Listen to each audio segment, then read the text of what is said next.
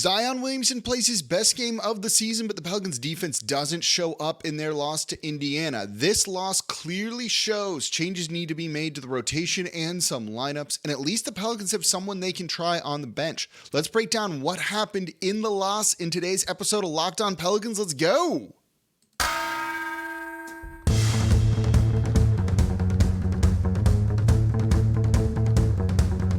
You are Locked On Pelicans, your daily New Orleans Pelicans podcast, part of the Locked On Podcast Network, your team every day.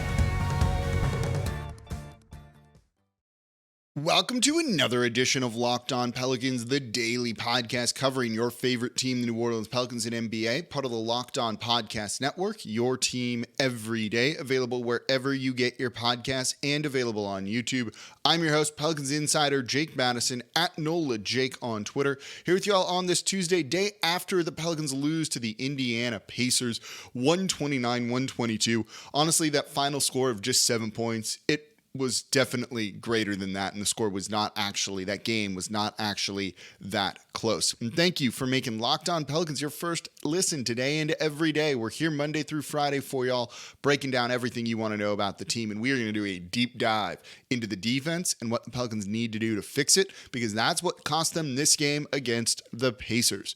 And today's episode is brought to you by SweatBlock. If you or someone you know is experiencing embarrassing sweat or odor, try SweatBlock. Save 20% with promo code LOCKEDON at sweatblock.com. Also available on Amazon. 122-129, the final to the Indiana Pacers. A game that New Orleans could have won. You got a tremendous performance out of Zion Williamson with 26, 7, and 7. Probably the best game he's played this season, including defense. He wasn't the problem in this one, but it was just everything else. Their scheme, the pick and roll defense, giving up open threes, they all work together in kind of one thing because there was a clear area that led to breakdowns everywhere else. So let's go over what happened here, because this felt like a Stan Van Gundy game and we don't want to relive that area whatsoever.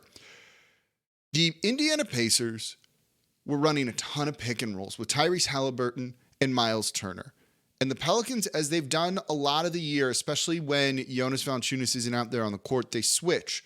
So instead of sometimes fighting through screens, things like that, they'll just say, you cover that guy, I'll take the other guy. So you get a small on a big and a big on a small, on a guard, let's say.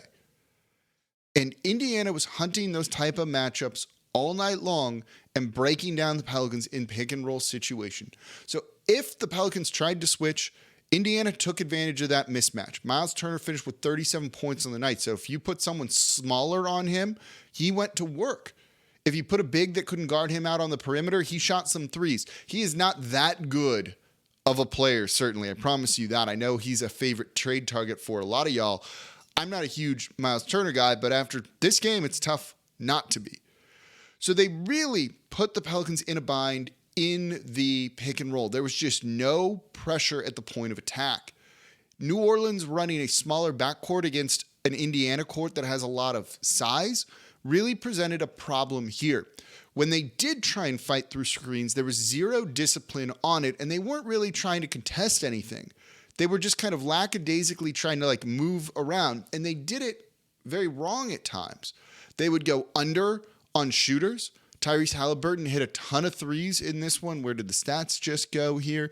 Halliburton had 6 made threes. A lot of the time was you saw New Orleans guards going under the screen, so giving him space up the top of the three-point line, and he took it. Or against a guy like TJ McConnell, who is not a three-point shooter and their backup point guard, they were going above screens on him, which just let him drive into the teeth of the defense, which caused what we saw in these last 2 games, particularly the Hawks game, right? Where you saw this happening on the defensive side of the ball when Trae Young would get into the teeth of it, a big would have to rotate over, and then Trae Young would kick it out to a corner for an open three-point shooter. So you saw that with TJ McConnell here. He would drive, they would go over a screen, which gave him room to drive. Then he would kick it out to a corner. New Orleans tries to run that shooter off the line or something. They get there late, and either they shoot a three or they get there, but now they're scrambling. It's the idea of defense on a string. Everyone's connected. You pull one over here, it means you're pulling a guy on the other side away. And that's what they were doing until they just found the open man. Indiana took 48 threes in this one. They made 22 of them. You're not going to win very many games if that's the case. And it was all because of that lack of resistance at the point of attack for New Orleans. It led to those open threes. There were times, yes, when Indiana was just walking it up, taking a three off a good pass or something, but primarily it was just at the point of attack, them in the pick and roll doing literally anything they wanted to do. I get what Willie Green is trying to do with the rotations and players like Devontae Graham, but CJ's a little undersized in the backcourt. Jose Alvarado can only do so much. He's an impactful player, and we love what he provides, but on a night when he is struggling to shoot, he was 0 for 5 in this game. He's not giving you that much, and at times in the half court, he does struggle defensively, particularly against well-coached pick-and-roll teams. You saw him be great in transition and in full court against Chris Paul, but when Chris Paul got into the half court against him, he lit him up. You saw it in this one too. He had a rough night, I thought. So did most of the starters because they just had no answer for what they were doing. And it's really summed up by one of the final plays here. You have to get a stop. New Orleans is within 5 or 4, whatever it was. I think it was 5 points. If you get a stop, get a steal, with a minute and a half left, you have a chance. And Indiana runs their pick and roll, their high pick and roll with Miles Turner and Tyrese Halliburton. And what New Orleans is trying to do at that point in time is basically just trap Halliburton and try and get a steal. So they have Zion switch on to him. You see Brandon Ingram, who's guarding Miles Turner at that time, also go over there and they try and kind of pin him at the top left, far beyond the 3-point line. And he just gets around him and drives right to the basket and kicks it out for an open three, which was the dagger, game over at that point. You've got to keep up with those guys. And you saw the guards repeatedly get burned. Bigs get burned when they switch on to them. I actually thought Zion was okay defensively in this game, but it was really the point of attack in the pick and roll, which is where they lost this one. And it just let Indiana do everything they really wanted to do. They'd have a mismatch with Turner, so he'd go in and score inside. Or if it was a big out there who struggled defending him in space, he's just going to launch a three. He's not that good of a 3-point shooter. But 37 points on 18 shot attempts, 11 of 11 from the free throw line because you had smaller guys matched up on him. They had to foul him just to do anything, so he went up and made his free throws. This just was not a good night for the Pelicans defensively. So what do they do? What do they do? Because there's other problems with what Willie Green is trying to do in this one. Let's look at that coming up here next in today's episode of Locked On Pelicans. We'll get to Zion in the third segment because I did think he was good. Thought he was fine defensively. Thought he was really great offensively. And we want to talk about some happy things at least a little bit. So we're going to get to that coming up here next in today's episode of Locked On Pelicans. Before we do that, though, today's episode of Locked On Pelicans is brought to you by SweatBlock. Look, when I'm on camera here, I got lights on me. I'm moving around a lot. I'm talking. It's a little warm in the room. Sometimes I'm going to sweat. And the last thing I want when I'm doing the show on YouTube is pit stains, or when I'm doing on one of the local TV stations and talking basketball there. The lights are on you, you're moving, you sweat. It's awful. It's embarrassing. The last thing I want is to be kind of like looking down or looking at the screen trying to be like, oh no, can they see this? Is this a problem? So I found SweatBlock, and now I use this and I don't even need to worry whatsoever. SweatBlock wipes are your little secret to all of this. SweatBlock wipes work up to 7 days per use. You apply them on a Sunday and you're going to stay dry all week. So if you or someone you love is experiencing sweat or odor, try SweatBlock. Save 20% with promo code LOCKEDON at sweatblock.com. Also available on Amazon. And thank you for making Locked On Pelicans your first listen today and every day. We're here Monday through Friday for y'all, breaking down everything you want to know about this team. And we're going to do a deep dive on the defense. We're going to get into things they need to start to try and things that Willie Green, who is struggling with this right now, needs to really fix. And for your second listen, go check out Locked On Sports Today for all the games that matter. The biggest stories in all sports go beyond the scoreboard and behind the scenes with the local experts and insights only Locked On can provide.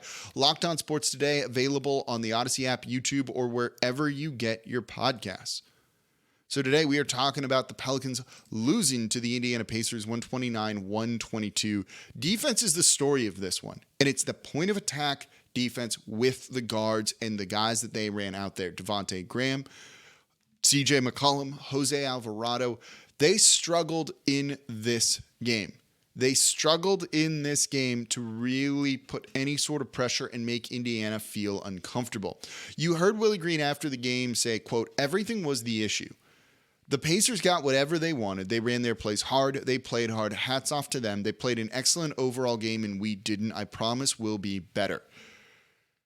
So they played an excellent overall game because the Pelicans provided no resistance and played no defense. And that, while it's on the players on the court, is also on Willie Green for the rotations in lineups that he is using. We're 10 games into the season. New Orleans is 5-5 after the hype this offseason. That feels like a bit of a disappointment, I think. Something needs to change with this because this has been a problem that we can, at this point, say, like, is a thing and it's not just noise. They did everything they wanted to do because the Pelicans let them. That's not ideal. You've got to clean that up. And some of the rotations and lineups he's using just don't work. Devontae Graham took a charge, and he's had like one strong defensive play in every game.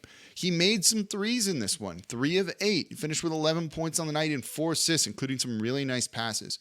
But he was awful defensively. And it's just not working with him in the lineup. There's enough data to point to that at this point. Those really small lineups they use, the real small backcourts of Jose and Devontae or CJ and Devontae, just aren't working the way that Willie Green would want.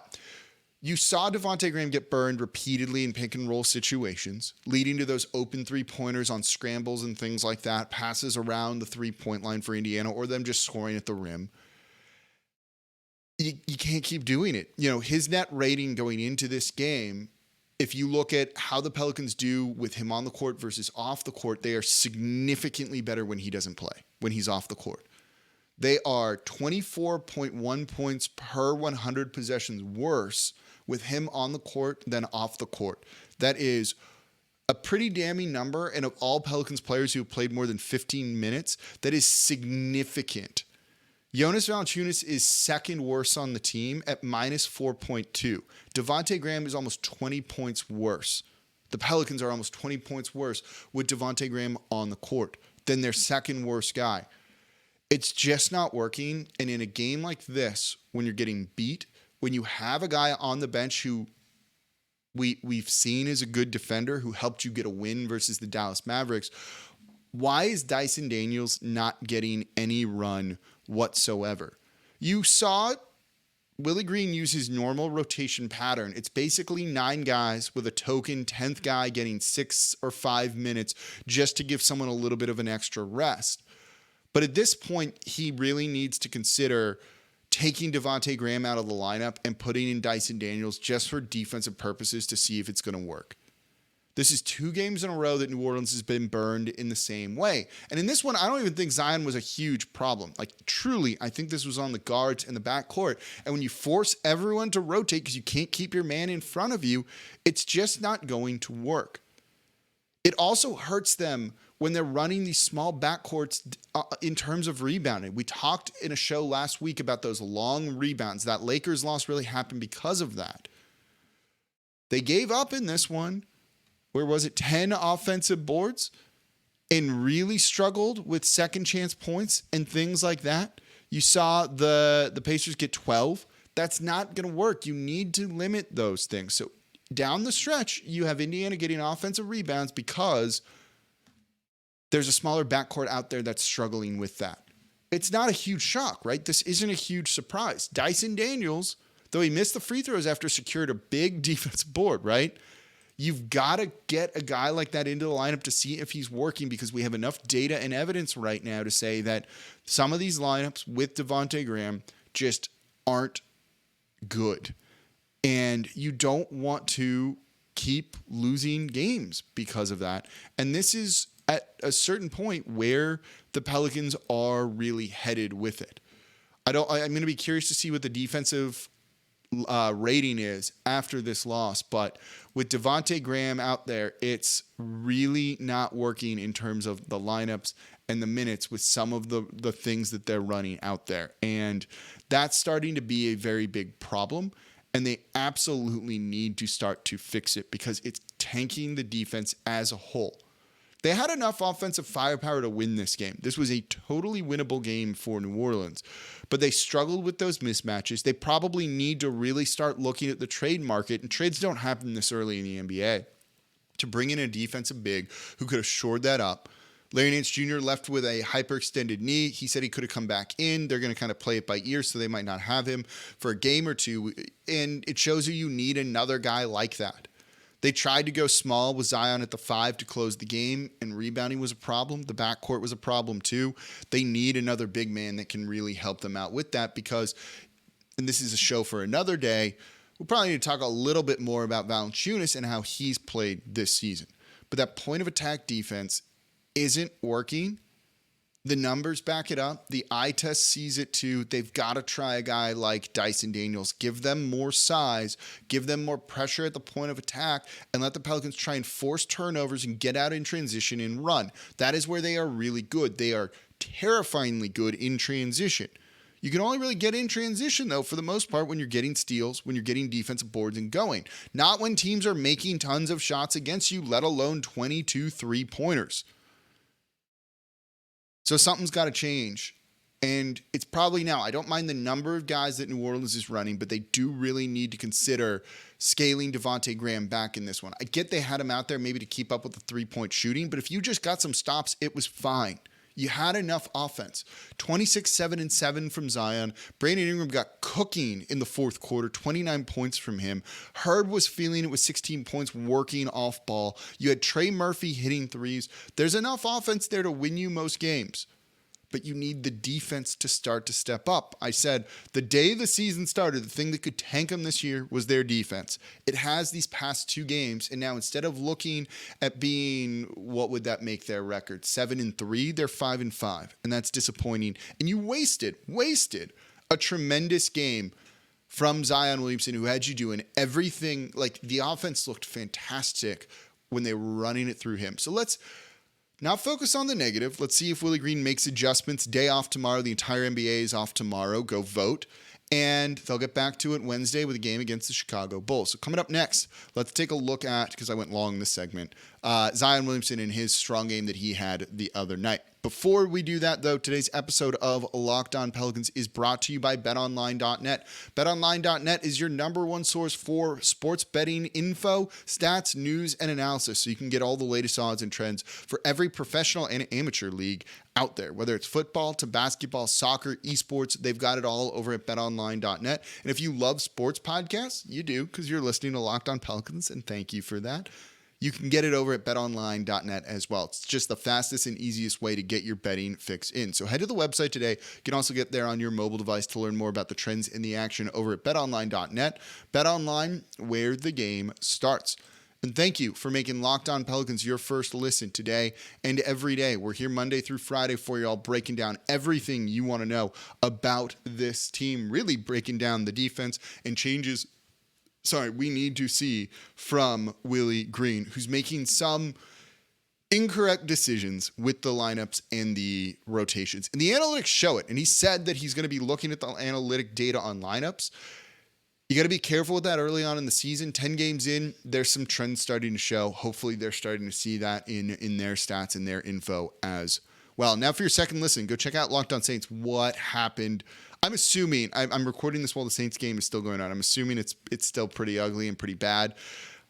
Can they keep this going? Yeah, 27-13 final. They got to make some changes too. Ross Jackson, host of Locked On Saints, going to be breaking it all down there. All right, so Zion was good. Best game of the season, and they wasted it, which is what they did what they did in that one season of Stan Van Gundy, right? He would be awesome, and then they would just give up so many threes because they had no perimeter defense whatsoever, though that was more of a scheme thing than like struggling in the pick and roll leading to all that other stuff. We don't want to go back to that, right? That's like it triggers us when we hear Stan Van Gundy and the coach and things like that, and you're getting PTSD to a really rough season and disappointing year. Well, let's not do that then.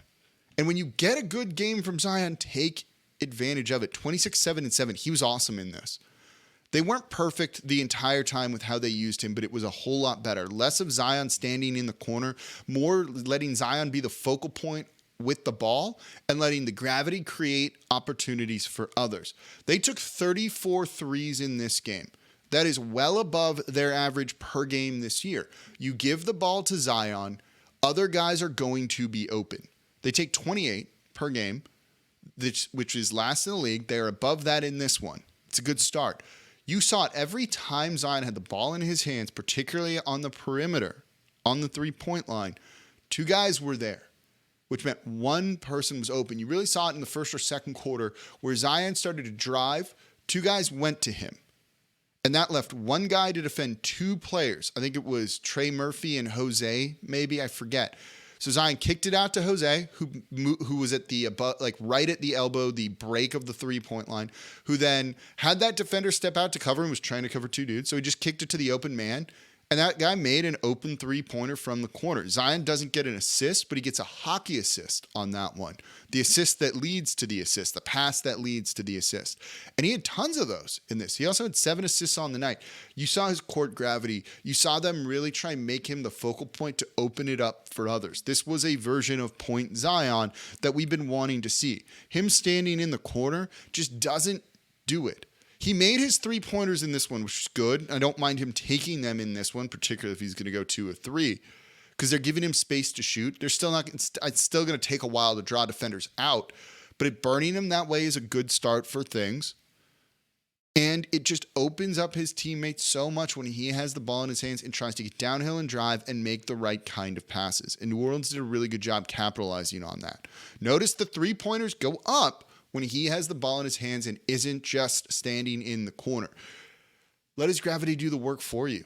You don't need to run huge sets and actions for other players when Zion's just going to get him open because he simply exists and is on the basketball court. Take advantage of that. They did a good job. They used him off ball well too, I thought. You saw him as a trailing man, as a cutter, trying to get there. You saw CJ dish that wraparound, dump off kind of pass to him, and for him to fill the lane knowing that they're going to be trying to take away the rim at from CJ, and he would have an opportunity to go out and score. That's how you got to use him. He was trying to do what he could, rebounding, though he's still a little undersized with that, but he was able to get up, grab an offensive board or 2 in this one, and go out and just do his thing. 3 offensive rebounds, by the way. That's what you want from him. Now, play defense. The offense was there. There was enough scoring. There was enough shooting. There was enough assists in this one. 32 on 48 made baskets. That's a really good number to have won. You just needed to get stops. And Zion defensively wasn't amazing in this game, but certainly wasn't the problem. He was fine. He's been more or less fine most of the year. There have been games when he definitely struggles. There have been games when he's good. It's a mixed bag. That should hopefully come with time. But when he has an offensive game like that, that's enough to deliver you victory, the others need to step up, and that includes head coach Willie Green, who needs to make a couple of changes with this, because this isn't how you're going to have a winning season and make noise in the postseason. Oh, I said that terribly, but you get what I mean. So let me know, what's the biggest change you want to see in the comments down below on YouTube. Is it Dyson Daniels coming in? Because I think they've got to try that at this point. Probably dropping Devontae Graham. It's unfortunate if that's not what they want to do, but at this point, 5-5 doesn't feel like a good record for what we were expecting from this team and some of the problems that they're having right now. We'll see if they make adjustments. And if they're able to get the victory at Chicago on Wednesday before a second night of a back-to-back in New Orleans on Thursday. These games are happening fast. They got to make these adjustments quick because you're starting to get into the season now, and this is when we can start to draw some conclusions. So that's going to do it for this episode of Locked On Pelicans. Thank you all so much for listening. As always, I'm your host, Jake Madison, at NOLA Jake on Twitter. And I'll be back with y'all tomorrow.